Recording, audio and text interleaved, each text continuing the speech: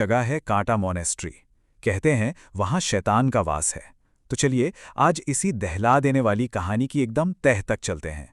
सोचिए, एक दरवाजे पर लिखा हो भगवान यहां खत्म होता है। यहीं से, इसी एक लाइन से हमारी कहानी की शुरुआत होती है। और ये कोई मजाक या सिर्फ एक चेतावनी नहीं थी। नहीं, ये तो उस जगह की कड़वी हकीकत थी। तो ये कहानी है एक खौफनाक दरवाजे की। एक ऐसा दरवाजा जिसके पीछे पता है क्या था? एक बहुत पुरानी शैतानी ताकत, जो अगर बाहर आ जाती तो पूरी दुनिया को तबाह कर सकती थी। अब देखिए, होता क्या है। उस दरवाजे के सामने दो नन्स खड़ी हैं। उन्हें पता है कि अंदर मौत है। और तभी वेलेक नाम की एक शैतानी ताकत उन पर हमला कर देती है। एक नन वो तो वही मारी जाती है, लेकिन मरने से ठीक पहले वो दूसरी नन को एक अजीब सी चाबी देती है। अब उस दूसरी नन को किसी भी कीमत पर उस चाबी को बचाना है। तो वो भागती है और इससे पहले कि वेलेक उसे पकड़ पाए, वो फांसी लगाकर अपनी जान दे देती है। अब एक नन की आत्महत्या, वो भी एक मठ में। ये खबर जब वेटिकन तक पहुंचती है तो जाहिर है मामला बहुत गंभीर हो जाता है। तो सच्चाई का पता लगाने के लिए वेटिकन से एक पादरी और एक नन को रोमानिया भेजा जाता है। तो टीम में कौन कौन था? पहले तो थे एक काफी तजुर्बेकार पादरी जिनका काम था सच का पता लगाना, और उनके साथ थी सिस्टर आयरीन, एक नौजवान नन, लेकिन उनके पास एक खास शक्ति थी। जी हां, वो आने वाले खतरों को पहले ही देख सकती थीं और आत्माओं को भी महसूस कर सकती थीं। जैसे ही वो लोग मोनेस्ट्री के अंदर गए, एक अजीब सी बेचैनी होने लगी। फिर धीरे धीरे उन्हें सफेद कपड़ों में भिक्षुओं के साये दिखने लगे। चीजें अपने आप इधर उधर हिलने लगीं और फिर तो हद हो गई। उस मरी हुई नन के भूत ने पादरी पर हमला किया और उन्हें एक ताबूत में जिंदा दफन कर दिया। तो सवाल यह है कि आखिर ये सब कर कौन रहा था? इस जगह का इतना गहरा, डरावना राज क्या था? यहीं से वेलेक का असली रहस्य खुलना शुरू होता है। तो ये वेलाक है क्या? वेलक एक बहुत ही पुरानी और खतरनाक शैतानी आत्मा है।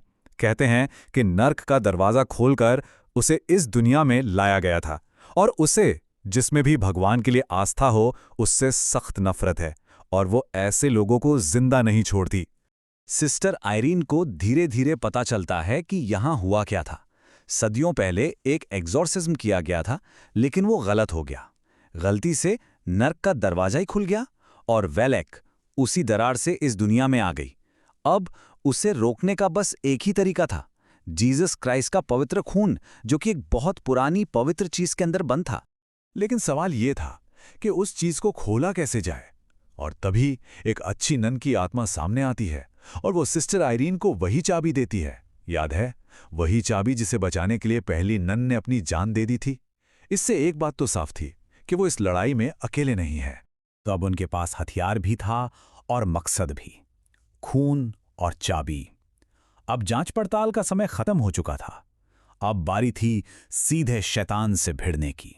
जैसे ही चाबी हाथ में आती है, सिस्टर आयरीन को एक डरावना विजन दिखता है। पादरी एक ताबूत में बंद हैं। वो फौरन भागकर उस जगह पहुंचती हैं और देखती हैं कि वेलेक सच में पादरी को जिंदा दफनाने वाली है। लेकिन वो हिम्मत नहीं हारती और उन्हें बाहर निकाल लेती हैं। तो अब दोनों साथ थे। उन्होंने उस चाबी और कुछ पुराने मंत्रों का इस्तेमाल किया, और आखिरकार उन्होंने उस पवित्र चीज को ढूंढ ही निकाला जिसमें जीसस का खून था। यही उनका आखिरी और इकलौता हथियार था। और तभी पादरी सिस्टर आयरीन को याद दिलाते हैं, आज हमें अपनी बलि देनी ही होगी, वरना इस दुनिया में कोई भी जिंदा नहीं बचेगा। मतलब साफ था, उन्हें भी उन पहली ननों की तरह कुर्बानी देने के लिए तैयार रहना होगा। वो जानते थे कि इस लड़ाई में उनकी जान भी जा सकती है। और उनका डर सच हो गया। वेलेक वहीं उनका इंतजार कर रही थी। उसने पादरी को पकड़ लिया और बहुत बेरहमी से उनकी जान ले ली। अब सिस्टर आयरीन उस शैतान के सामने बिल्कुल अकेली खड़ी थीं। पादरी की मौत हो चुकी थी। अब सारी की सारी उम्मीदें सिस्टर आयरीन पर थीं। सवाल ये था, क्या वो अकेले इस शैतानी ताकत को हरा पाएंगी? क्या ये बुराई का अंत होगा? वेलेक सिस्टर आयरीन को गर्दन से पकड़कर हवा में उठा लेती है। ऐसा लगता है सब खत्म, लेकिन सिस्टर हार मानने वालों में से नहीं थी। बिल्कुल आखिरी पल में वो उस पवित्र बर्तन से जीसस का खून सीधा वेलेक के मुंह पर फेंक देती हैं। और जैसे ही पवित्र खून उस पर पड़ता है, वैलग बुरी तरह तड़पने लगती है। उसका पूरा शरीर जलने लगता है और एक आखिरी चीख के साथ वो वापस उसी नर्क की दरार में चली जाती है जहां से आई थी। एक पल के लिए ऐसा लगता है कि चलो, बुराई का अंत हो गया।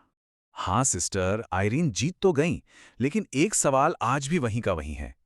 क्या वैलग जैसी भयानक शैतानी ताकतें कभी सच में पूरी तरह से खत्म होती हैं? या वो बस सही मौके का इंतजार करती हैं दोबारा लौटने के लिए?